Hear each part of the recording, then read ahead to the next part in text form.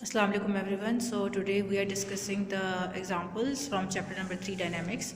तो हमने example 3.1 Newton's first law of motion के साथ कर ली थी and today we are going to do the example 3.2 which is on page number 61. So page number 61 आप लोग ओपन करेंगे और वहाँ से मैं आपको वहाँ से मैं ये स्टेटमेंट रीड कर रही हूँ and then I will be solving the numerical. तो स्टेटमेंट इसकी ये है कि a force acting on the body of mass 5 kilogram produces an acceleration of 10 meter per second square. What acceleration the same force will produce in a body of mass 8 kilogram. अब देखें अगर आप इसके statement की तरफ page number 61 के ऊपर तो आपको पता लगेगा कि इसमें हमें गिवन डाटा में उन्होंने दो मैसेज दिए हुए हैं और एक एक्सेलरेशन, और हमें कहा है कि हमें सेकेंड एक्सेलरेशन फाइंड करनी है. ठीक है, यानी कि एक बॉडी है जिसका मैस 5 किलोग्राम है और उसके ऊपर जो एक्सेलरेशन प्रोड्यूस हो रहा है वो है 10 मीटर का. हमने सेम फोर्स जो दूसरी बॉडी पर लग रही है जिसका मैस 8 किलोग्राम है उसके ऊपर देखना है कि कितना एक्सेलरेशन लगता है. ठीक है, तो अगेन यहाँ पर हम न्यूटन के सेकंड लॉ ऑफ मोशन को अप्लाई करेंगे as we did in the example 3.1. So in solution we are going to apply Newton second law of motion which is F is equal to ma. ठीक है, अब इसमें F1 M1 A1 हमने क्यों use किया है, क्योंकि हमारे पास दो मैसेज हैं और हमारी जो एक्सेलरेशंस हैं वो भी दो हैं जिनमें से एक गिवन है और एक हमें फाइंड करनी है. सो हम फर्स्ट लॉ को इस तरह से लिख लेंगे जैसे ये लिखा है F1 is equal to M1 A1 और F2 is equal to M2 A2. Now we are going to compare these equations. यही जो दो इक्वेशंस है इसको हम कंपैरिजन में लिखेंगे, मतलब हम एक ही इक्वेशन में इसको लिख देंगे.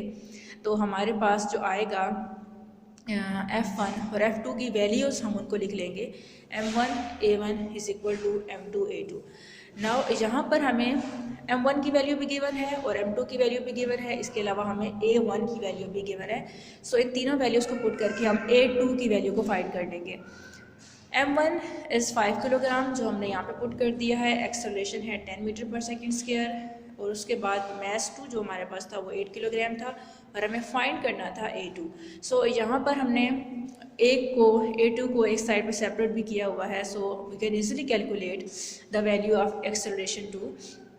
तो नेक्स्ट स्टेप में देखें कि यहाँ पे क्या हो रहा है. ऊपर हमारे पास यहाँ पे 10 को 5 से मल्टीप्लाई करेंगे तो 50 आ जाएगा और यूनिट्स भी आपस में मल्टीप्लाई होकर kilogram metre per second square बन जाएंगे. सो यहाँ पर आ जाता है 50 kilogram metre per second square is equal to 8 kilogram multiply by A2.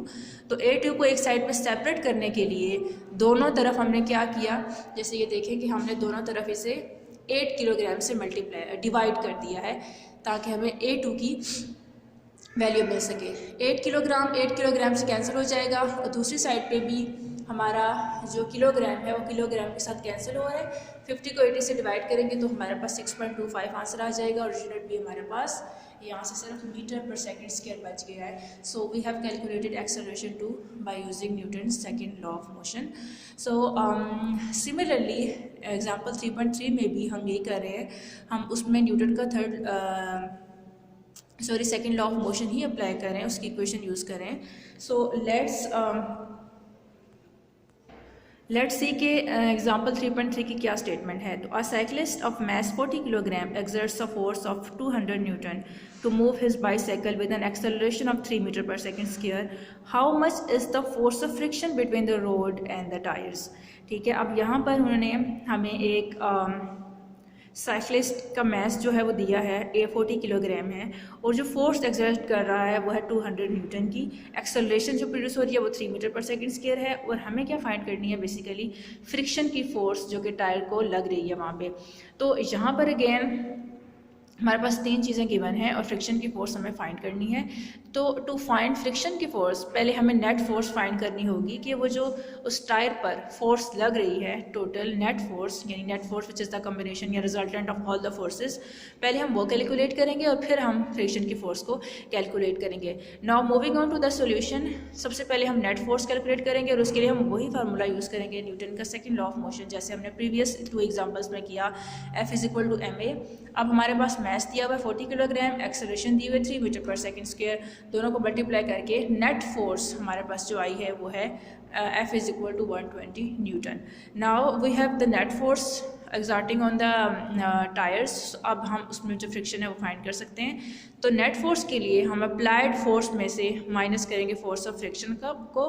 We will use this formula, net force is equal to applied force minus force of friction. ठीक है, क्योंकि आपकी जो फोर्स ऑफ फ्रिक्शन होती है वो opposing forces होती हैं और अप्लाइड फोर्स वो है जो उसने अप्लाई की है, which is 200 Newton. So net force जो रिजल्टेंट फोर्सेस होंगी वो हमें अप्लाइड फोर्सेस में से फोर्स ऑफ फ्रिक्शन को माइनस करने से ही मिलेगी। तो नेट फोर्स की जगह हमने उसकी वैल्यू पुट कर दी जो अभी हमने कैलकुलेट की थी न्यूटन के सेकेंड लॉ को यूज़ करके, वो है 120 न्यूटन। अप्लाइड फोर्स हमें गिवन डाटा में ऑलरेडी दी हुई थी कि कितनी अप्लाई फोर्स हुई है, वो है 200 न्यूटन। और जो फोर्स ऑफ फ्रिक्शन है उसको हमने स्मॉल f से डिनोट कर दिया है क्योंकि वो अभी अननोन है और हमें फाइंड करनी है। तो यहाँ से हम फोर्स ऑफ फ्रिक्शन को इस फार्मूले से कैलकुलेट कर लेंगे। इस फार्मूले को जब हम रीअरेंज करते हैं f को एक साइड पर सेपरेट कर लेंगे, 200 में से 120 को माइनस करेंगे तो हमारे पास आंसर आएगा 80 Newton, which is the force of friction. So